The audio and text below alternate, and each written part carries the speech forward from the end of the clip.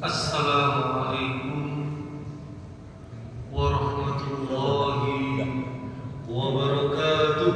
Waalaikumsalam. Alhamdulillah alladzi anzala as-sakinah fi qulubil mu'minin liyazdadu imanan ma'a imanihim. Asyhadu an la ilaha illallah wahdahu la syarika lah wa asyhadu anna Muhammadan abduhu wa rasuluh. Allahumma shalli wa sallim wa barik ala nabiyyina wa habibina wa qudwatina wa qurrati a'yunina Muhammadin wa ala alihi wa ashabihi wa man tabi'ahum bi ihsanin ila yaumiddin. Ma'asyiral muslimin rahimani wa rahimakumullah. Bapak Ibu saudara saudari warga besar Jamaah Masjid Al-Hidayah Brantas. Hidayahnya harus ada tambahan Brantas, karena Masjid Al-Hidayah kan banyak. Ini Masjid Al-Hidayah yang di Brantas, Wiyung. Mas Wiyung kan? Asli Wiyung. Asli Wiyung. Alhamdulillah, khususnya yang sudah senantiasa mengikuti ngaji subuh ke-43. Alhamdulillah. Jadi ternyata ke-43 saya akhirnya bisa silaturahmi sama jamaah sekalian. Nah, jamaah yang dimuliakan oleh Allah Subhanahu wa taala. Ini biasanya kalau acaranya plus gabung halal bihalal itu kan banyak rangkaian acara. Ya, pembukaan, ada ceramah, sambutan, salam-salaman, sama biasanya ada ramah-tamah. Kalau halal bihalal. Jadi dari sekian banyak pembukaan, sambutan, ceramah agama, salam-salaman sama ramah-tamah, yang jadi inti acara yang mana? Yang mana?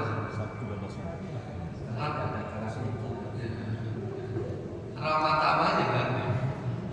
Berarti pengajiannya nggak boleh lama-lama kan? Nah, memang halal bihalal itu made in Indonesia. Artinya di luar negeri acara dengan nama halal bihalal ini nggak ada. Karena ini masuk sebagai tradisi. Cuma yang perlu diingat, bukan berarti karena ini tradisi terus tidak boleh dilakukan. Ya. Karena dalam Islam itu tergantung isi tradisinya. Kalau tradisi yang dilakukan itu tidak bertentangan dengan nilai-nilai ajaran Islam, laksanakan, lestarikan. Tapi kalau tradisinya bertentangan dengan nilai-nilai ajaran Islam, hentikan. Atau coba di-islamisasi. Dari dulu masyarakat kita ini suka tradisi sedekah bumi, larung sesajen. Jadi menghias mau makanan, minuman, buah-buahan, ya. Masalahnya ternyata apa yang mereka persiapkan itu bukan dimakan untuk warga bersama, tapi dikasih makan ke laut. Ya, niatannya sih untuk ngasih makan ikan. Padahal ikan belum tentu suka. Makanya Wali Songo kemudian mengislamisasi. Sedekah bumi itu tetap dilaksanakan, tetapi makanannya gak usah dihambur-hamburkan ke laut, dimakan untuk warga bersama. Nah, jadilah tradisinya jadi tradisi yang sesuai dengan nilai-nilai Islam, karena dibingkai dengan Islam. Ya, itu kalau larung sesajen sedekah bumi yang dirubah. Makanya kita jangan kembali lagi sebelum dakwanya Wali Songo mah tambah karuan malahan sudah diislamisasi sama Wali Songo, kita malah kembali lagi sebelum Wali Songo mendakwai masyarakat. Tetapi kalau halal bihalal ini nggak perlu diislamisasi karena semua isinya itu sesuai dengan nilai-nilai Islam. Ceramah agama, maaf-maafan, makan berjamaah. Makan berjamaah itu sunnah. Jadi yang jamaah itu nggak cuma sholat, tapi juga bisa makan. Sama juga dengan tradisi kita, hari raya itu mesti pulang kampung, ya, mudik. Lah kalau mau cek, apakah pernah Rasulullah Shallallahu Alaihi Wasallam pulang kampung kalau hari raya? Nggak pernah. Tapi isi dari pulang kampung alias mudik ini itu justru adalah ajaran Islam.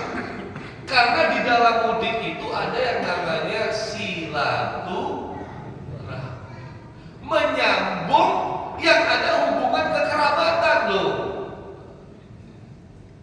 Berarti ada tradisi yang sesuai yang harus kita lestarikan. Ada tradisi yang harus kita bingkai, kita islamisasi. Ada tradisi yang nggak boleh lagi kita lanjutkan. Makanya halal bihalal ini menjadi tradisi yang baik untuk sama-sama saling maaf-maafkan, sama-sama mempererat ukhuwah Islamiyah dan lain sebagainya. Para jemaah, kita seruput dulu kopi, mumpung masih ada.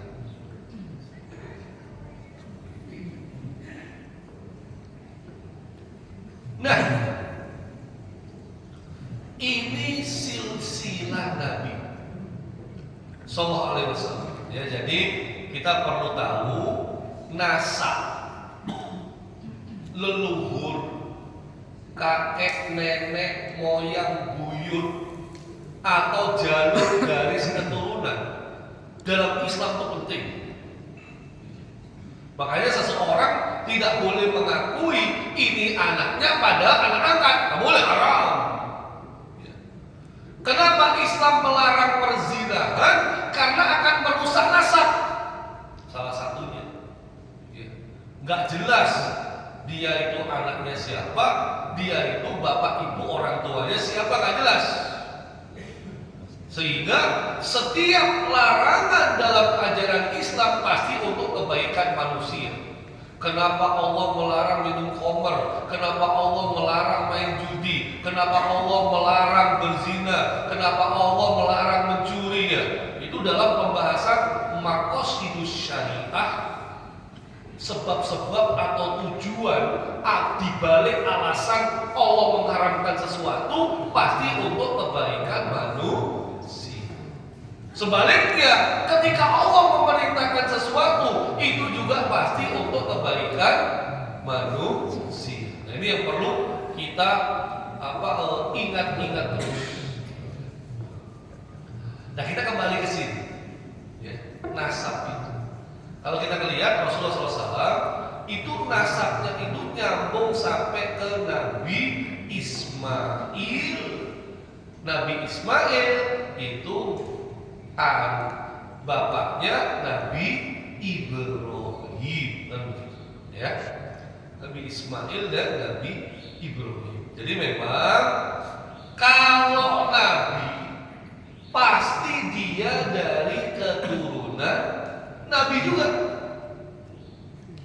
Makanya itulah alasan kenapa Rasulullah SAW tidak boleh ada jalur keturunan laki-laki. Karena kalau ada jalur keturunan beliau yang laki-laki, mesti bakalan jadi Nabi juga kan begitu. Padahal beliau ini sudah ditentukan khataman nabiyyin, penutup para nabi. Makanya beliau walaupun punya anak laki-laki umurnya tidak panjang. Jadi ini nasab, ya. Jadi kalau seorang nabi pasti punya keturunan nabi juga. Kalau dia nabi berarti jalur atasnya itu pasti juga nabi, ya. Kalau dia nabi, anaknya juga mesti jadi nabi. Kalau dia presiden, anaknya mesti jadi belum tentu, ya. Nah, kalau kita lihat yang paling dekat itu sebenarnya beliau adalah Bani Hashim sama Bani Muttalib, ya. Ini yang paling dekat. Di beliau ini kakeknya Abdul Muttalib, atasnya lagi Hashim. Nah, ini kenapa saya perlu sampaikan, karena ikatan kekerabatan dalam tradisi masyarakat Arab sangat kokoh. Jadi pokoknya kalau ada hubungan saudara, masih ada hubungan karib kerabat, wajib dibela. Wajib dibela. Salah maupun benar, bela. Inilah yang kemudian kalau kita membuka sirah nabawiyah, Rasulullah SAW itu beserta pengikutnya, beserta keluarganya pernah diboikot sama orang-orang musyrik pimpinan Abu Thalib atau Abu Jahal? Abu Janda? Bukan. Kalau Abu Janda nggak jelas itu, ya kan? Ya. Abu Jahal. Nah, ketika orang-orang musyrik hendak memberikan intimidasi sampai berencana untuk menghabisi nyawa Rasulullah SAW, maka Abu Thalib sebagai pamannya itu mengumpulkan keluarga besarnya Bani Hashim sama Bani Abdul Muttalib. Ya. Nah, kalau kita cek keluarga besar Nabi ini nggak semuanya masuk Islam. Justru yang masuk Islam cuma sedikit. Coba kalau kita lihat tadi paman-pamannya Nabi, ya, paman-pamannya Nabi yang masuk Islam itu sedikit. Aku nggak akan lagi, udah saya keburu tutup. Ya. Kan paman Nabi itu ada Abu Thalib, ada Abu Lahab, ya. Tapi nggak cuma itu, coba kita lihat pada zaman tuh ada Hudar, Abdul Ka'bah, Az-Zubair, Haris, Abu Lahab, Al-Ghaidah, Hamzah, Abbas, Abu Thalib. Kalau Abdullah siapa ini? Ayahnya beliau. Istrinya siapa? Istrinya Abdullah. Aminah. Ya. Anaknya beliau. Anaknya Rasulullah. Fatimah yang diingat, ya, anaknya ada 6. Ya. Kalau istrinya Rasulullah berapa? 9, 11 atau 13? Apa cuma 1? Jawabannya cuma 1 selama 25 tahun pertama. Sisanya 13 tahun sisanya baru istrinya lebih dari 1. Ya, berarti sunnah Nabi adalah beristri 1 sunnah Nabi. Kalau mau beristri lebih dari 1, kalau Rasulullah itu sampai 9 atau 11, kita maksimal cuma 4. Umatnya disuruh milih, mau milih yang 1 atau milih yang lebih dari 1. Ya, kalau ditanya sama ibu-ibu, berapa Bu kira-kira cocoknya beristri itu? 1 atau lebih dari 1? 1. Bapak-bapak juga setuju ya? 1. Ya, karena kenyataannya cuma 1. 1 di Surabaya, 1 di Malang. Oh, berapa? Dari paman-pamannya beliau yang jumlahnya 9, yang masuk Islam cuma berapa? Cuma 2. Hamzah sama Abbas. Yang lainnya enggak.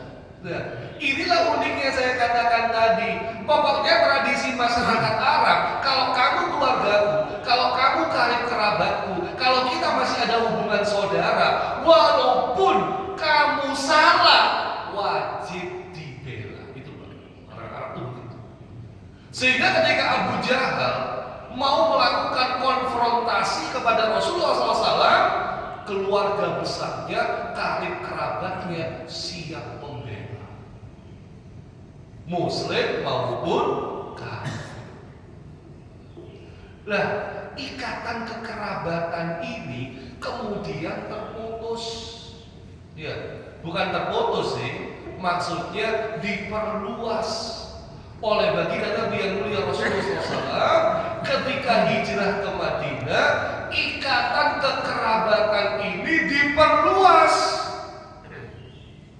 Saudara itu bukan hanya karena kita ada hubungan darah. Saudara itu karena kita sama-sama beriman. Ya.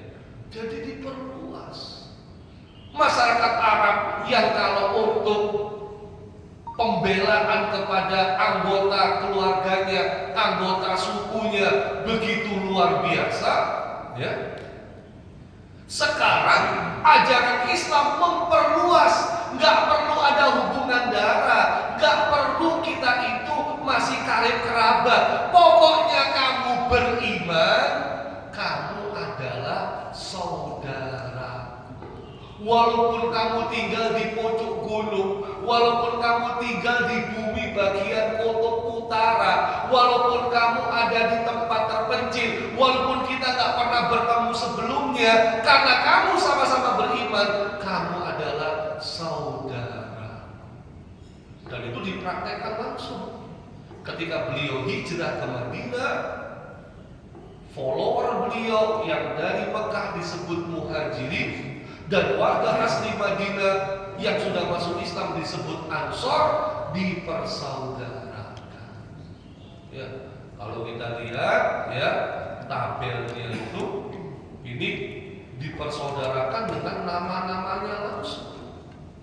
Ja'far dengan Mu'az, ya. Abu Bakar dengan Khadijah, ya. Umar dengan Utbah, itu persaudaraan. Jadi nggak ada hubungan darah. Ya, nggak ada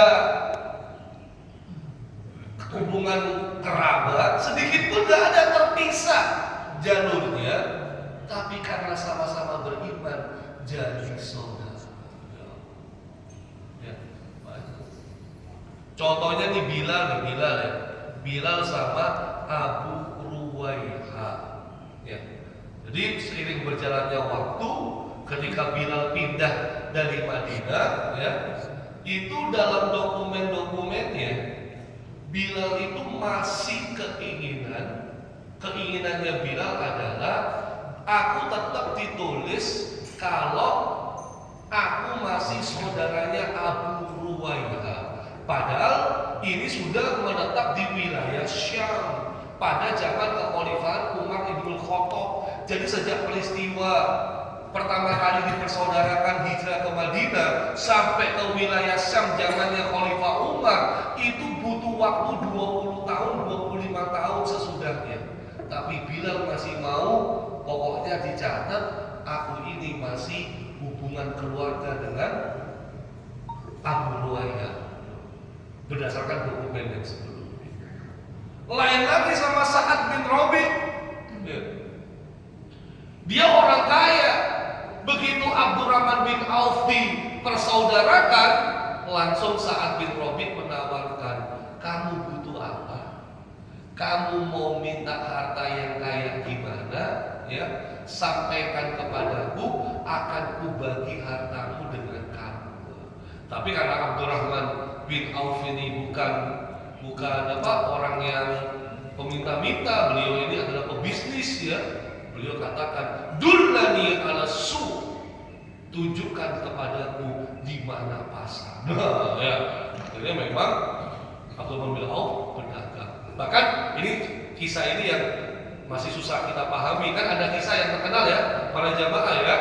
Kamu belum menikah, istriku ada 4. Coba kamu pilih mana yang kamu senangi, nanti akan kuceraikan, akan kunikahkan denganmu. Ini nggak saya masukkan di sini, nggak masuk di sini, karena ini masih susah, Pak ya. Susah kenapa? Istri kita cuma 1 kan begitu ya. Jadi nggak usah aneh-aneh lah kalau yang begitu, Pak ya. Artinya begini, ini juga tidak merendahkan ibu-ibu, enggak ya. Jadi ikatan persaudaraan itu benar-benar dalam Islam mengalahkan ikatan darah. Karena sama-sama beriman. Kan dasarnya ada di surah Al-Hujurat. Ada dasarnya di surat Al-Hujurat. Ya. Innamal mu'minuna ikhwah. Jadi di sini kan bunyinya itu kalau kita lihat ayatnya innama, bukan inna. Itu beda. Kalau inna itu sesungguhnya, tapi kalau innama ini dikhususkan. Makanya terjemahnya itu yang lebih tepat, bukan sesungguhnya tapi hanyalah. Maksudnya sudah disempitkan. Hanyalah orang-orang yang beriman itu bersaudara. Maksudnya yang disebut saudara itu orang-orang yang sama-sama beriman. Jadi kita bisa katakan ya, berarti kalau tidak beriman itu belum tentu jadi saudara. Al-muslimu akhul muslim. Seorang muslim itu saudara dengan muslim yang lain. Nah, para jemaah, ayat ini ditafsirkan. Dan bukan satu tafsir saja. Syekh As-Sa'di dalam tafsirnya Taisir Karimir Rahman, ya, beliau kemudian mengatakan, ini ikatan yang Allah ikatkan di antara kaum mukminin. Jika ada pada seseorang dimanapun di timur barat bumi, serta ada pada dirinya iman kepada Allah, malaikatnya, kitab-kitabnya, rasulnya, hari akhir, maka sesungguhnya ia adalah saudara untuk orang-orang beriman. Persaudaraan ini mewajibkan kaum beriman mencintai untuk saudaranya apa saja yang mereka untuk diri mereka sendiri, dan membenci untuk dia apa saja yang mereka benci untuk diri sendiri. Makanya kalau kemudian ada orang ngaku beriman terus melihat ya, melihat, tak bukakan, melihat. Itu enaknya kalau pakai laptop begini aja Pak, ya, bisa buka sini ya. Akhirnya nggak kerasa, waktunya udah habis, ya. Padahal materi intinya belum selesai. Nah itu memang sengaja saya, ya. Saya tidak buka semuanya, tidak habiskan semua. Itu strategi marketing para dai. Nggak dihabiskan semua supaya ada kemungkinan untuk diundang lagi. Ya, biasa hati bercanda. Ya kalau kemudian ngaku beriman, ngelihat saudaranya kayak begini, ya. Terus tidak tergerak sedikit pun, tetangga kita aja masih susah, wah ini berbahaya tuh orang ngomong kayak begini.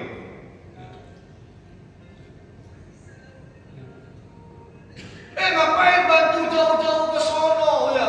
Tuh tetanggamu yang ngomong kayak begini, itu kebiasaannya sama sekali nggak bantu siapa-siapa. Justru kalau yang jauh dibantu, yang dekat juga dibantu.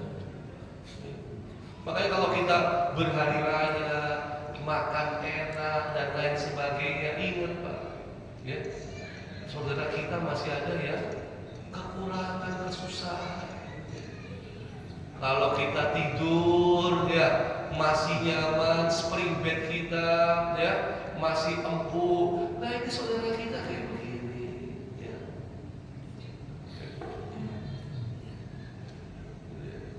Tapi uniknya mereka walaupun masjidnya hancur, ibadah-ibadah jamaah tetap lanjut ya. Tetap lanjut, mau taraweh, mau sholat Jumat, mau sholat Id, terus Pak. Ya. Masjid boleh hancur, iman tidak pernah bisa hilang. Ya, kita kan malu Pak ya. Masjid kita udah nyaman, full AC, ya. Kita malas ke masjid, wah ini telah. Ya. Terus ini juga uniknya, ya. Ini uniknya adalah kebiasaan masyarakat Gaza karena mereka itu ahli Quran pada jemaah. Ya, rata-rata mereka itu hari-harinya diisi dengan Quran. Ini diceritakan sama gadis Gaza, ya, dalam sosial medianya. Jadi ini aktivitas sehari-hari. Ya. Jadi setelah mereka bersiap, mereka harus menuju perjalanan naik keledai, butuh waktu 30 menit. Ya. Kemana 30 menit ini? Ke masjid-masjid darurat, ya. Di camp-camp pengungsian yang hari-hari ini dibom terus, ya. Ini masjid darurat. Untuk apa para jamaah? Ternyata untuk murojaah Al-Quran, ya. Untuk majelis halakoh Al-Quran, ya. Ya. Luar biasa, ya. Ya. Jadi dalam kondisi perang, Quran nggak boleh hilang. Ketika ditanya kenapa kau masih menghafal Quran, kan kondisi perang. Kami ingin, kalaupun kami dibom Israel mati syahid, dalam kondisi hafalan Quran kami bertambah. Ya, ya. Bagi yang suka ini jangan lupa, ya, ini dimasakin Pak. Ya, jadi ingat ini. Kalau lagi suka sama ini dimasakin sama chef di Gaza, ya. Jadi dia luar biasa postingannya sampai sekarang ya, beliau masih hidup, itu selalu masak untuk yang kekurangan. Jadi kita lihat ya, memang ini ternyata disukai tua muda lintas negara pada ya. Mie kita. Ya. Kalau kita makan mie jadi ingat anak-anak Gaza juga yang mereka di camp pengungsian. Ini benar-benar merasakan ya dengan nikmatnya juga.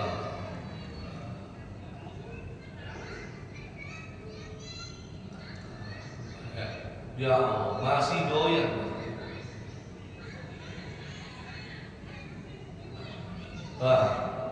Mie goreng aja bikin mereka tersenyum para jamaah ya. Makanya para jamaah ya, sekalian, kita ini pasti bingung ya. Kita gimana sih untuk bantu mereka itu, pasti kita bingungnya di situ ya. Udah 17 bulan lebih ya. Apa yang harus kita lakukan? Perlu saya ingatkan, kalau bicara konsep ukhuwah sebagaimana tema yang kita bahas ya. Kalau bicara Palestina itu bukan cuma bicara ukhuwahnya saja, tapi ada yang lebih dari itu. 7 ayat dalam Al-Quran berbicara tentang wilayah tersebut ya. Puluhan hadis berbicara tentang wilayah tersebut. Itu nggak akan kita bahas ya. Tapi paling tidak hadis Nabi ini yang menampar kita. Kenapa? Kita itu menganaktirikan satu masjid, mengistimewakan 2 masjid, menganaktirikan satu masjid sisanya. Padahal tuntunannya kita itu harus melakukan perjalanan jauh untuk ibadah, memaksakan diri ke 3 masjid. Masjidil Haram, Masjidil Nabawi, sama Masjidil Aqsa.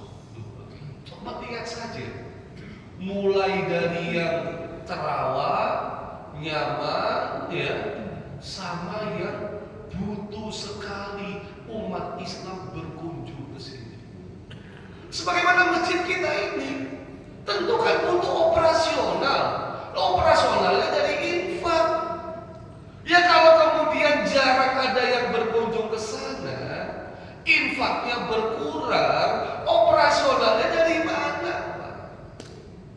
Belum lagi penjajah laknat itu, mereka sudah punya market para jemaah. Mereka sudah punya desain. Bahkan terbaru mereka bikin animasi lewat AI. Bagaimana mereka hancurkan Masjidil Aqsa. Mereka mau bangun di atasnya kuil Nabi Sulaiman ya. Mau nunggu sampai ini terjadi Pak? Kan enggak. Tapi selama kita duduk-duduk di sini, mereka terus lakukan apa? Pembakaran, penggalian terowongan, penjebolan dinding. Terus apa yang harus kita lakukan untuk Palestina? Ya, ini sudah kita bahas tadi. Innamal mu'minuna ikhwah, atau bagaimana orang yang beriman itu kal jasadil wahid, kal bunyan, seperti satu tubuh, seperti satu bangunan. Satu sakit semua merasakan sakit. Ya. Maka membantu Palestina nggak cuma dengan doa, nggak cuma dengan harta, ada banyak Pak. Ya. Jiwa, tenaga, lisan, pena, pemikiran, update status, terus berisik ya. Karena ini bukan tren, tapi genosida. Satu lagi ya, sebagai bentuk ukhuwah kita kepada mereka, untuk para jemaah sekalian yang tidak ada dalam kita membantu mereka itu seperti apa, ada satu lagi. Apa itu? Ini para jemaah. Apa itu? Apa itu? Boleh. Jangan sampai kita mengkonsumsi atau kita memiliki atau ada barang-barang, produk-produk yang kita beli di masa-masa ini yang terang-terangan mereka mendukung genosida. Ya. Jadi ini bukan masalah produknya halal atau haram, bukan. Produknya bisa jadi halal, tapi sebagian keuntungannya digunakan untuk mendukung genosida. Ini yang harus kita lawan. Apalagi kalau perusahaannya banyak perusahaan Amerika. Kita ambil contoh yang seperti ini. Dia ceritakan,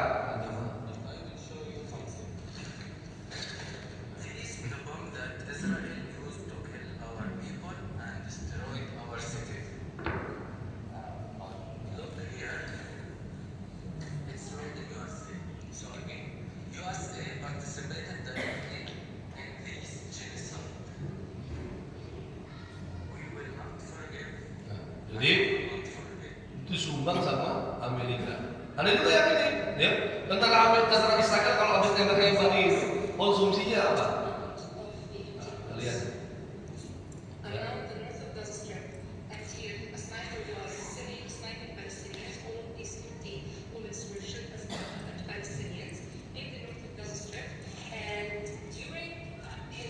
Nah, nanti kalau mau yang versi video yang burger, yang pizza ada juga, Mbak. Ya, tapi ini yang minuman aja, ya.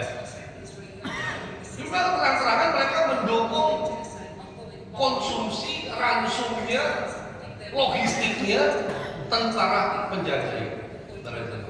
Ya. Maka ingat-ingat, Pak. Ya. Salah satunya ini HP. HP ini lah kok kebetulan merek laptop saya. Waktu saya beli nggak tahu tahun 2020. Ya. Ternyata HP ini termasuk yang menyumbang terbesar, 5 perusahaan terbesar. Ya. Makanya kalau saya lihat laptop saya ini ya, udah pengen seperti lem biru aja. Ya. Masalahnya belum ada tambahan baru beli baru, jadi kita manfaatkan, Pak. Sama kayak Facebook, Instagram, pasti banyak yang bilang itu kan budaya Yahudi ya. Justru kita gunakan main strategi, kita gunakan untuk melawan mereka, kan begitu. Jadi kita manfaatkan, Pak. Ya, sampai saya harus lem biru pada jamaah. Doakan para jamaah ya, biar cepat ganti. Ya. Nah, kita kembali ke ukhuwah. Jamaah yang mulia Allah Subhanahu wa taala. Waktu sudah mau. Lanjut.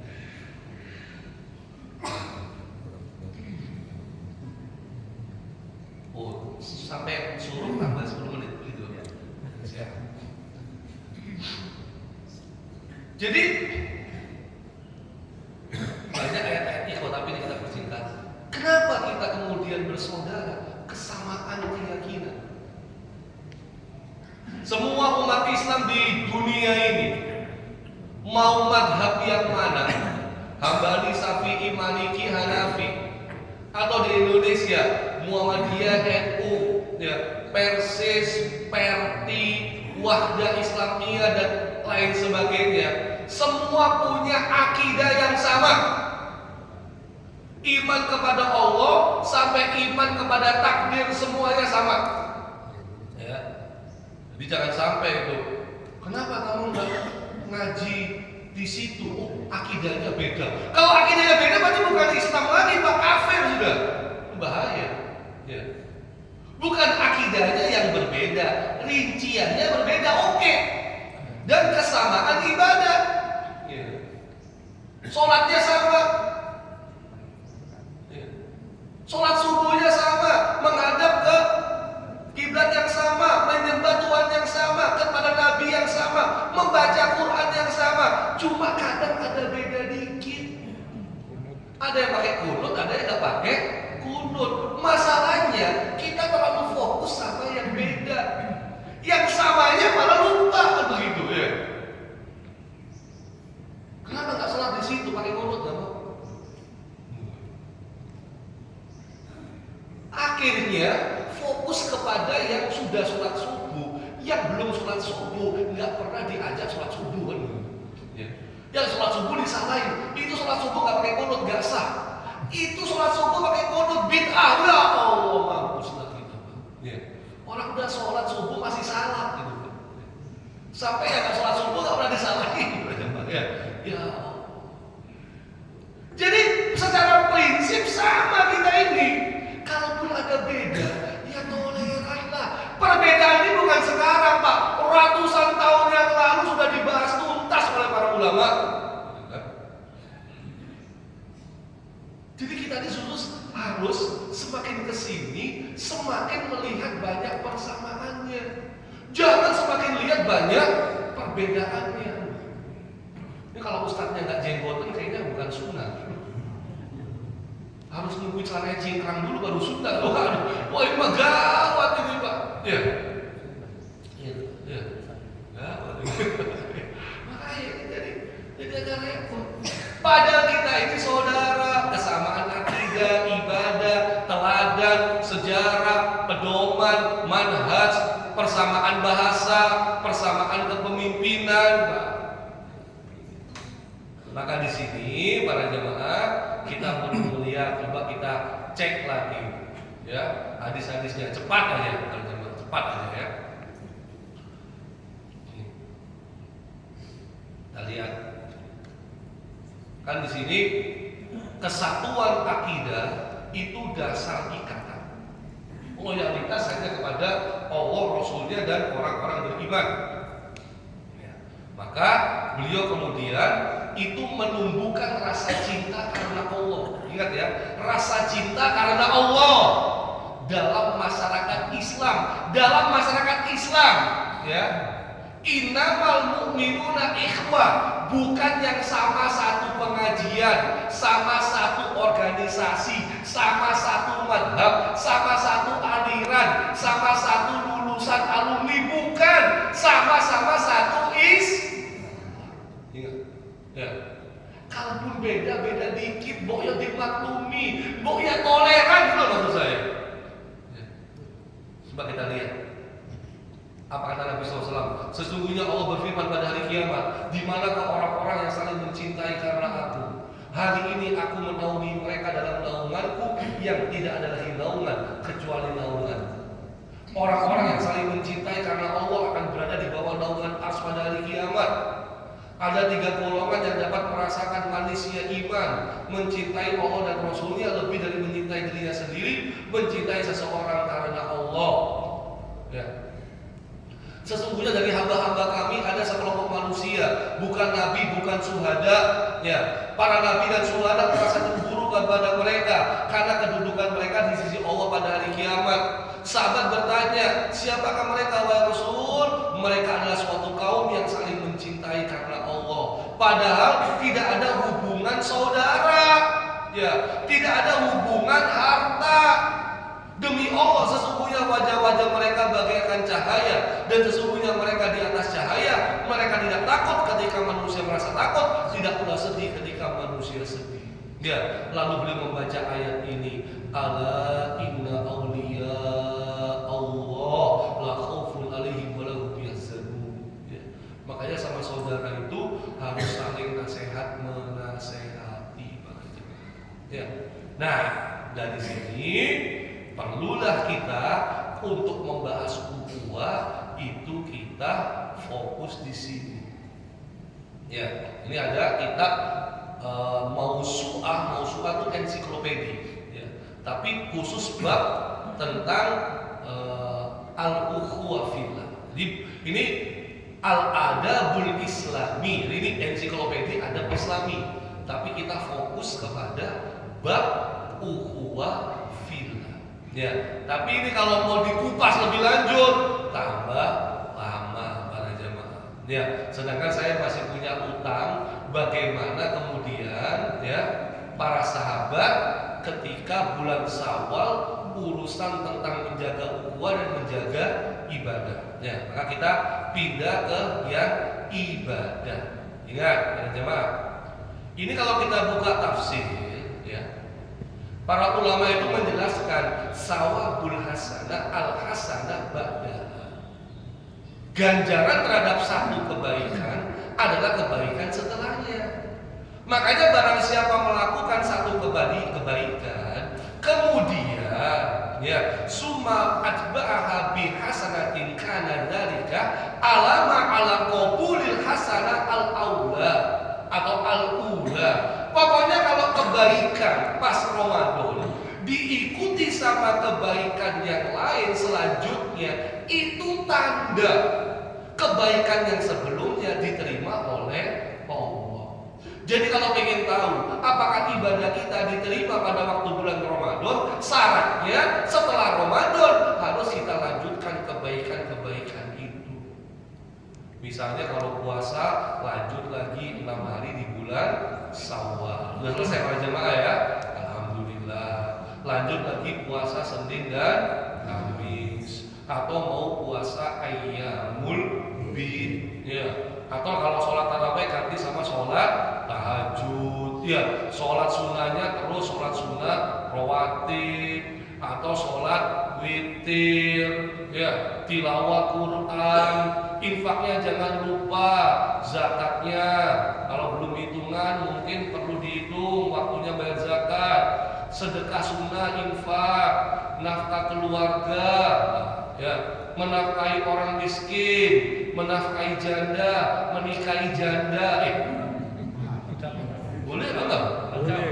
Boleh juga, Pak. Terserah gitu ya. Terserah. Memang kalau ditawari pilih janda atau perawan, kebanyakan milih ya perawan. Ya. Kalau mau milih janda katanya janda kaya, ini repot, Pak. Karena masalahnya kalau kaitannya dengan peduli sama yang lemah, itu ada dalil sendiri Pak, lihat ya.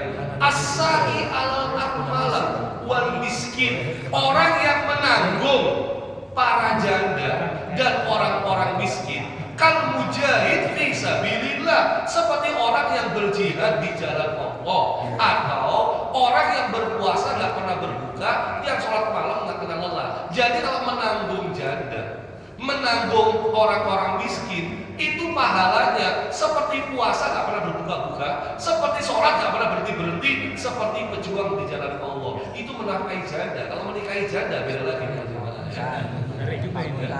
Tapi janda yang uang. Nanti dibahas selanjutnya aja. Ya, makanya di sini kita perlu juga ya membahas tentang istiqomah. Ya. Jadi kalau pengen tahu bagaimana para sahabat kemudian mereka berhasil menjaga ibadahnya, jawabannya ada di istiqomah. Jadi banyak yang harus kita lanjutkan para jamaah, bisa dilanjutkan sama pusat-pusat yang lain ya. Tapi khusus buat istiqomah, buat bapak-bapak ini saya kasih tips singkat praktis. Pokoknya kalau bapak-bapak kepengen istiqomah, silakan langsung cari istri yang namanya Jangan, itu bohongan para jamaah ya. Jangan dipercaya. Mudah-mudahan ada manfaatnya. Kurang lebihnya mohon maaf. Hadanallahu wa iyyakum ajmain. Wassallallahu ala nabiyyina Muhammadin wa ala alihi wasallam. Wa akhiru da'wana